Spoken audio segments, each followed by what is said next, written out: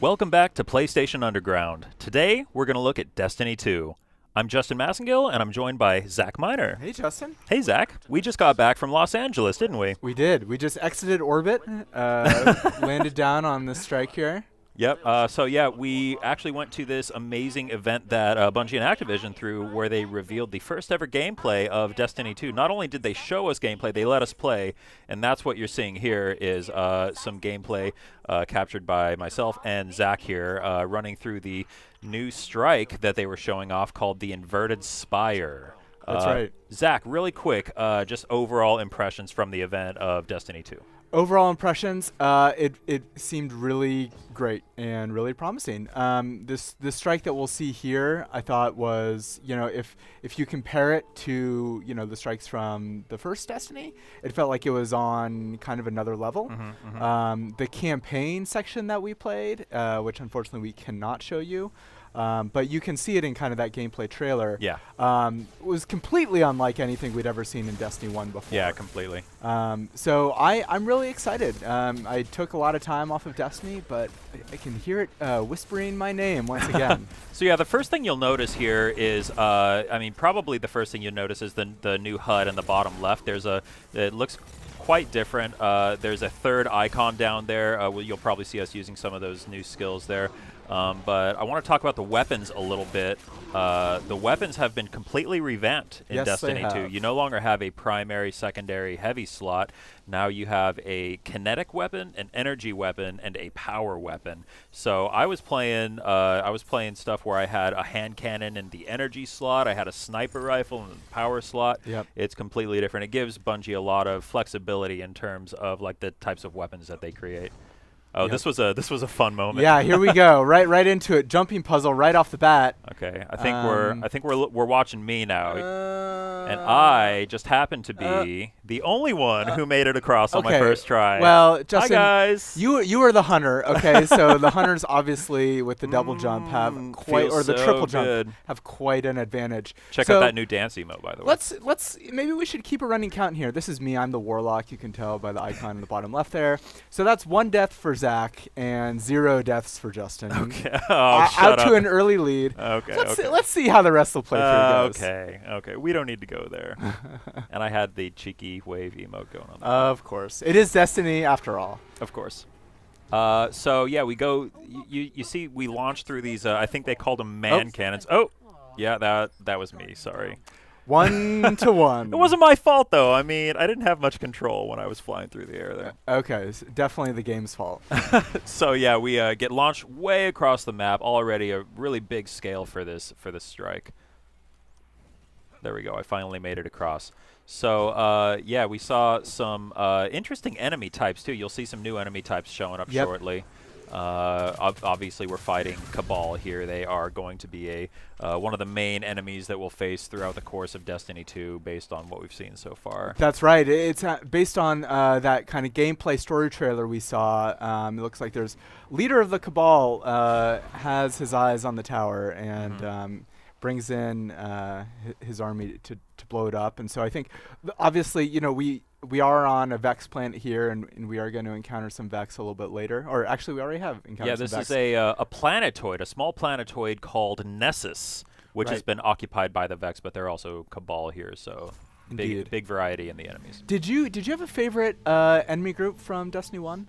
The Vex, actually. I really thought the Vex were very cool, very mysterious. I mean, the Vault of Glass being amazing might have had something to do with that. Sure.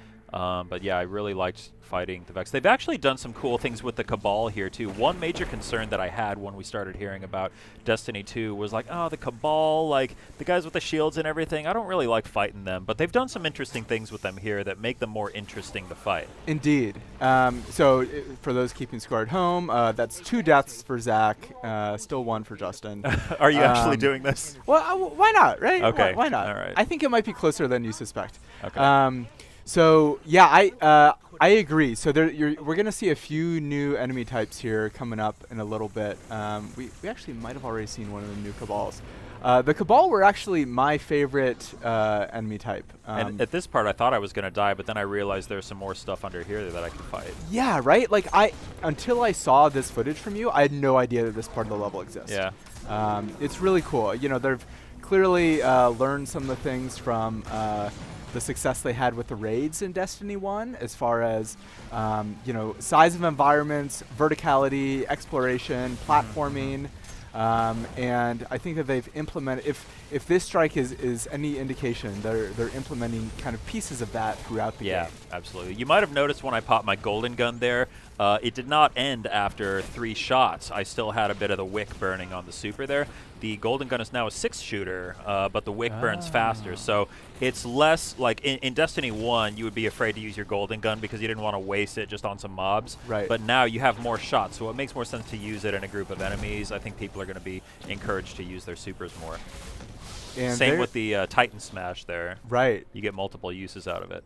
That's really interesting. I actually only played as the Warlock. We played a bunch of, finally I revived myself here. We played single-player campaign. We played the Strike, obviously, and we did some PvP. And I only got experience with the Warlock in that new subclass. Oh, really? Out of all the stuff we played, you only played yeah, Warlock? Yeah, Huh. can you believe that? But it's all good. You know, Warlock was actually my first character.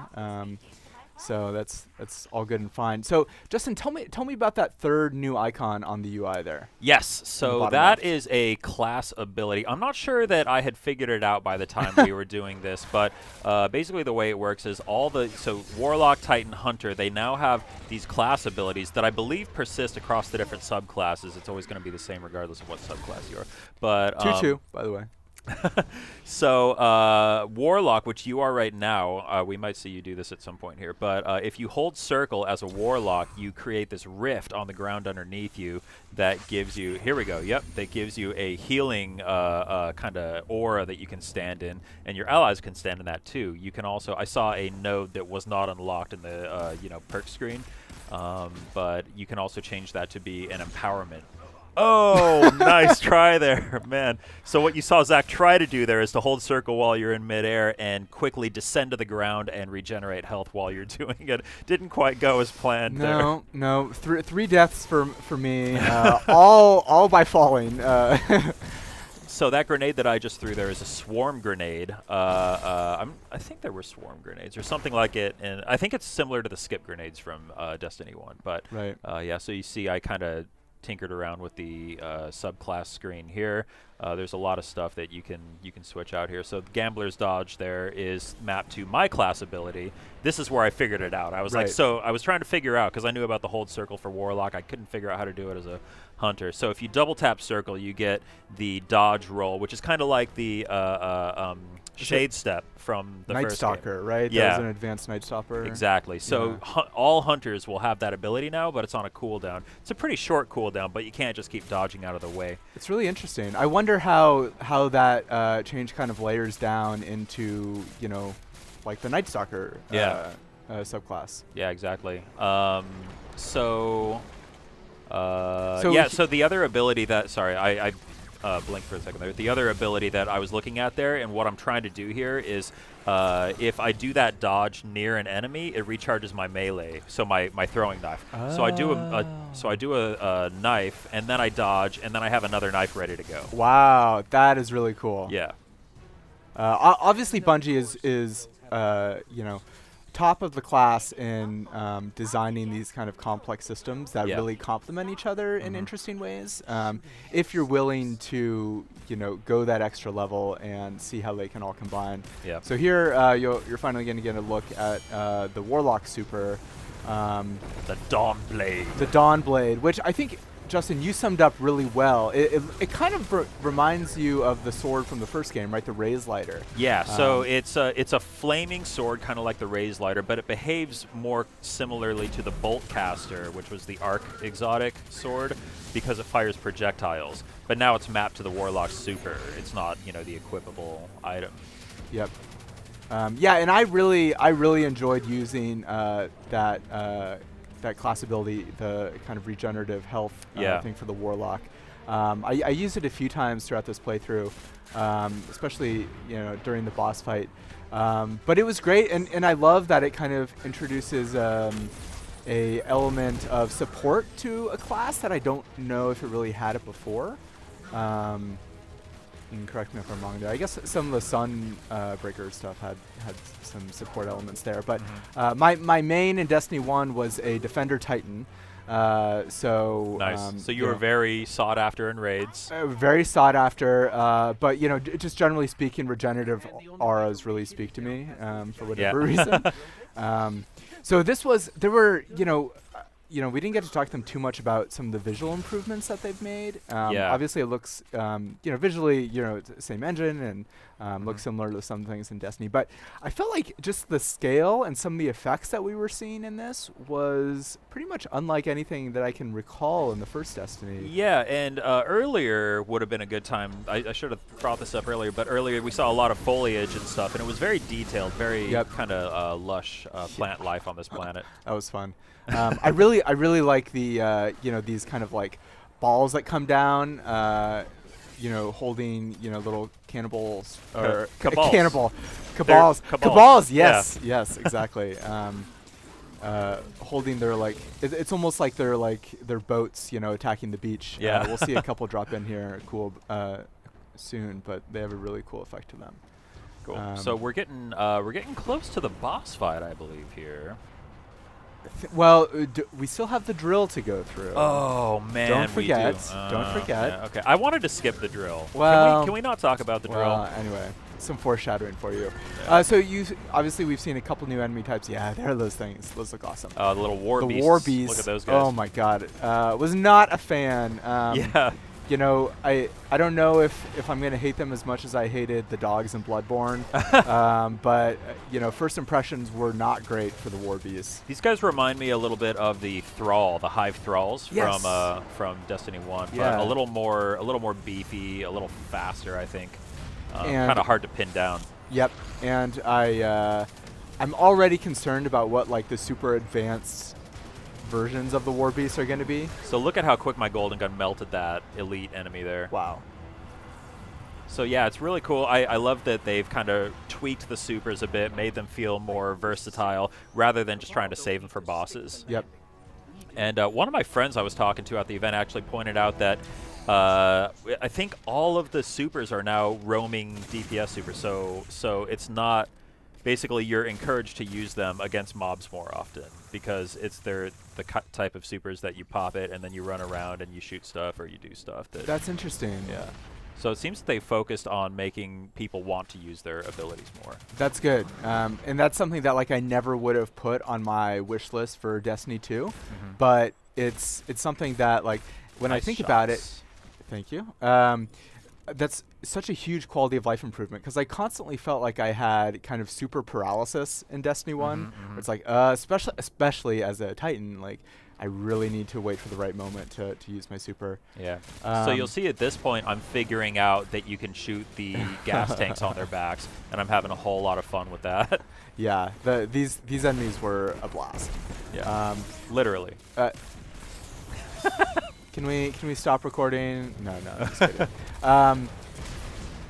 There's that Dawn super Blade, again. so good. Very fun. That Dawn Blade looks like so much fun to use. I love it. It's great. Oh, the drill. Here we go. So, tell us about this section here, Justin. I don't wanna. Can you tell us about this? Is section? that 3 to 3 deaths there for you? I don't want to talk about okay. the drill. So the Cabal are here and they're boring out a section of this planet. And so, of course, to do that, you need a drill.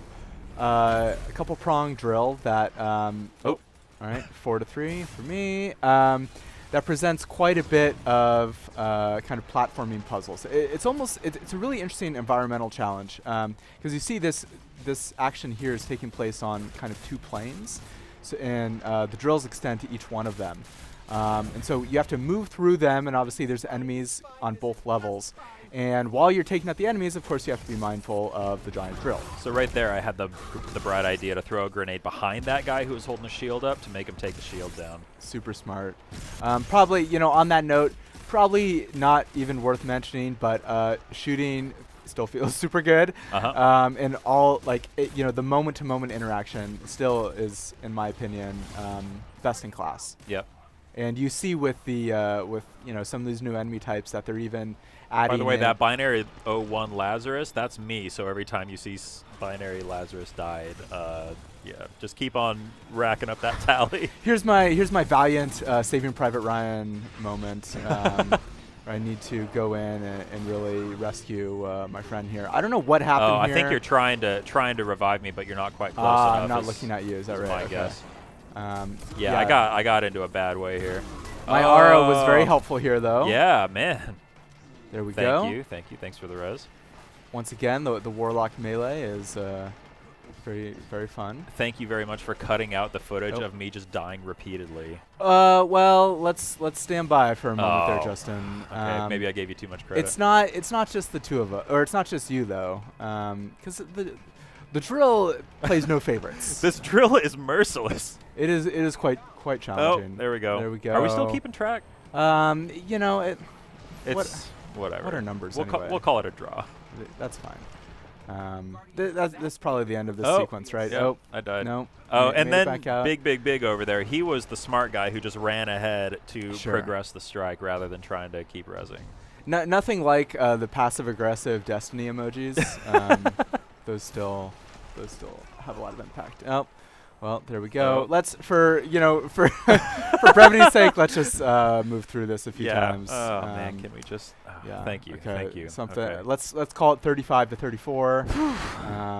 But you, for whatever reason, you didn't quite res in the same area that I did. Okay. Well, I didn't see any of this. This is new to me because I was still dead. Right. There was actually, I chose a bad part to kind of look at some of my weapons here, and you can see some of the interesting abilities.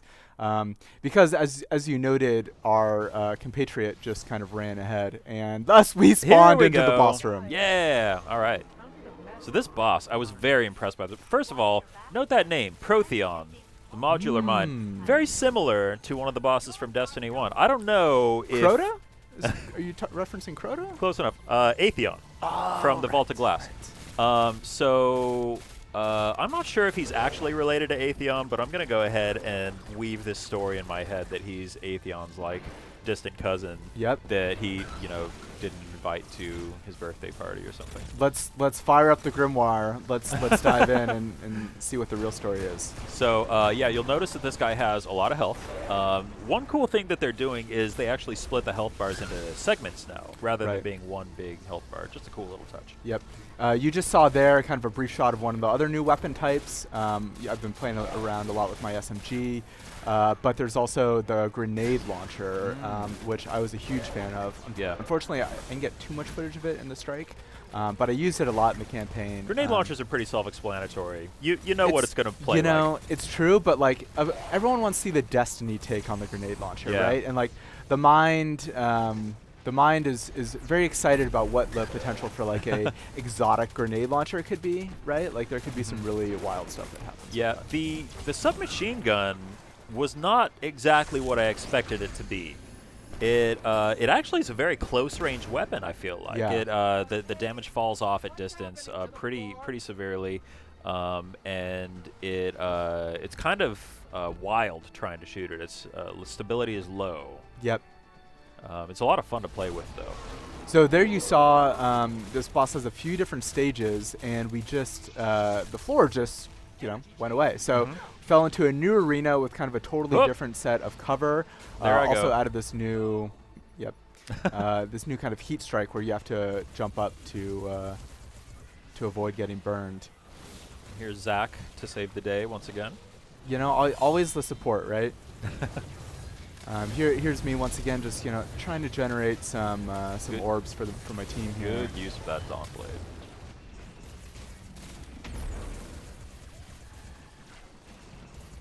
Yeah, this fight was a lot of fun.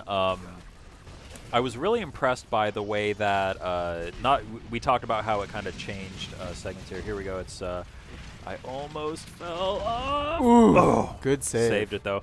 But yeah, it actually added a lot to the fight, going through and having to kind of readjust on the fly and figure out, how is this phase going to work and how is the boss changing his tactics and everything. Definitely. And it's a little bit difficult to tell here, but the crit spot was changing over time as well. Okay.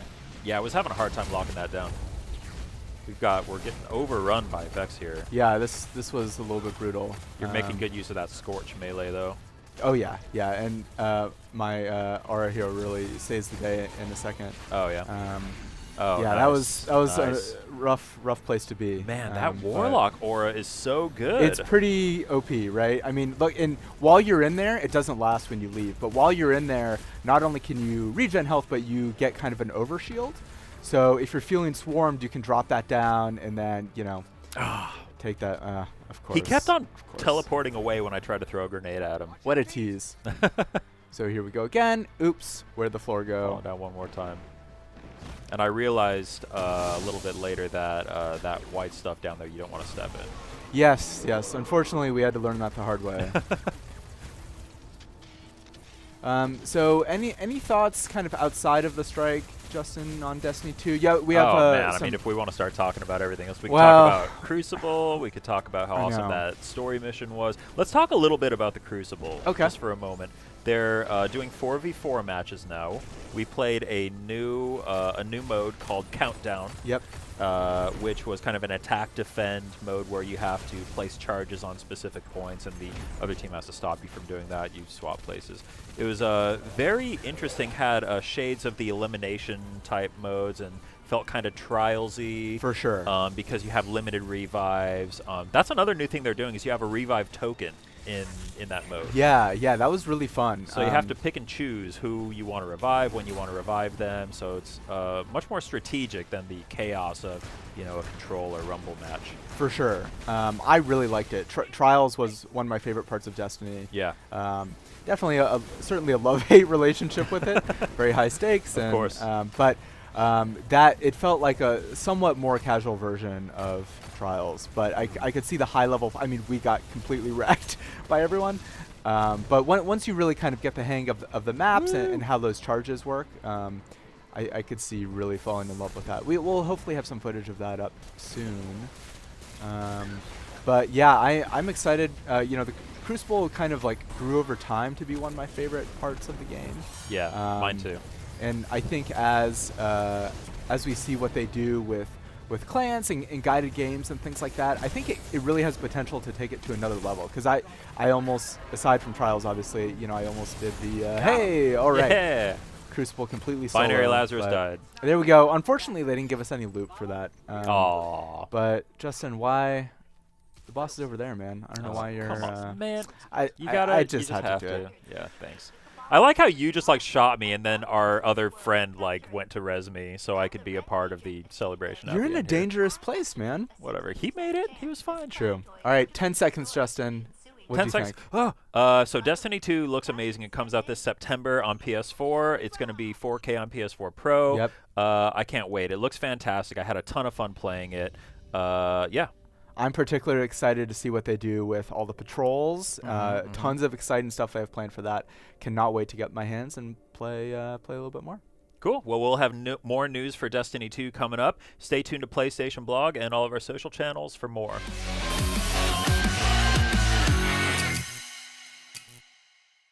Get exclusive Destiny 2 content on PS4. PlayStation